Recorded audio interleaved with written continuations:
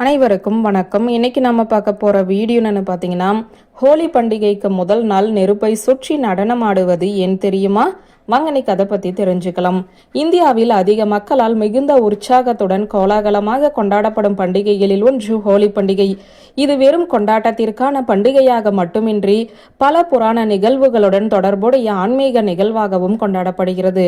ஹோலி பண்டிகையின் போது கடைபிடிக்கப்படும் ஹோலிகா தகனம் எதற்காக செய்யப்படும் என்பதை தெரிந்து கொள்ளலாம் வாருங்கள். வண்ணப் பொடிகளை ஒருவர் மீது மற்றவர் தூவி கொண்டாடப்படும் ஹோலி பண்டிகையின் போது செய்யப்படும் ஒவ்வொரு சடங்கிற்குமே ஒரு காரணமும் புராண கதையுமே சொல்லப்படுகிறது.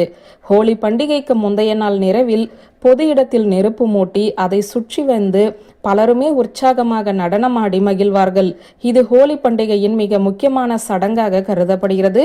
ஹோலி பண்டிகைக்கு முந்தைய நாள் மாலை நெருப்பு செய்யப்படும் சடங்கிற்கு ஹோலிகா தகனம் என்று பெயர். ஹோலிகாவை எரித்தல் என்பது இதற்கு பொருள். புராண கதைகளின்படி ஸ்ரீ ஹரியை வழிபடுவதை நிறுத்தாத பிரகலாதனை கொல்லுவதற்காக ஹோலிகா என்ற தனது சகோதரியை அனுப்புகிறார் அசுர அரசனான இரண்யகசிபு.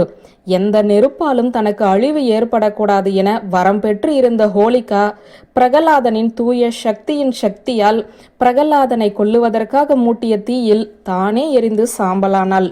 தீமை அழிந்து பக்தியும் நீதியும் நிலைநாட்டப்பட்டதை குறிக்கும் வகையில் ஹோலி பண்டிகைக்கு முந்தைய நாள் இரவு ஹோலி தகனம் எனும் சடங்கு நடைபெறுகிறது.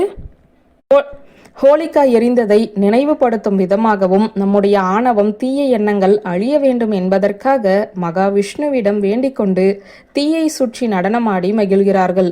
ஹோலி பண்டிகையின் துவக்க நிகழ்வு என்பதால் இதை சோட்டி ஹோலி என்றும் அழைக்கிறார்கள். தீய சக்திகள் எரிந்து வசந்த காலத்தில் புதிய வசந்தமான நல்ல வாழ்க்கை ஏற்பட வேண்டும் என்பதை குறிக்கும் நிகழ்வாக ஹோலிகா தகனம் நடத்தப்படுகிறது. பௌர்ணமி நாளில் மாலை நேரத்தில் நிலவு ஒளியில் தீயை மூட்டி ஹோலிகா தகனம் செய்கிறார்கள்.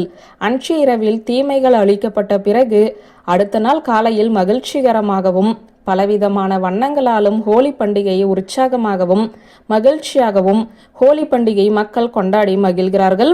இந்த ஆண்டு மார்ச் 3ஆம் தேதியன்று ஹோலி பண்டிகை கொண்டாடப்பட உள்ளது. அதாவது பௌர்ணமி மார்ச் 2 மாலை 6:29 மணிக்கு துவங்கி மார்ச் 3 5:52 மாலை வரை இருக்கிறது.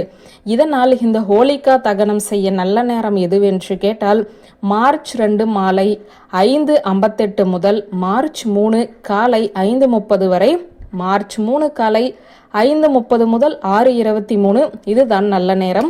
இந்த ஆண்டு ஹோலி பண்டிகையானது மார்ச் 3ஆம் தேதியன்று சந்திர கிரகணமும் நிகழ உள்ளது. மார்ச் 3ஆம் தேதியன்று காலை 6:23 மணி முதல் சூதக் காலம் என சொல்லப்படும் கிரகண நேரமும் பத்ரகால் என சொல்லப்படும் அசுப காலமும் துவங்கி விடுகிறது. பத்ரகால் என்பது சுப காரியங்களை தவிர்க்க வேண்டிய நேரம். இது சனி பகவானின் சகோதரியான பத்ரைக்கு உரிய நேரமாக சொல்லப்படுகிறது. பத்ரகால் என சொல்லப்படும் இந்த அசுப காலமே பஞ்சாங்கத்தில் குறிப்பிடப்படும் கரணம் நேரம் என்பதாகும். கரண நேரத்தில் எந்த ஒரு சுப காரியங்கள் செய்வதையும் துவங்குவதையும் தவிர்க்க வேண்டும் என்பது ஜோதிட சாஸ்திர விதியாகும். வியூவர்ஸ், இந்த வீடியோ உங்களுக்கு பிடித்திருந்த லைக் கமெண்ட் ஷேர் பண்ணுங்க. நன்றி.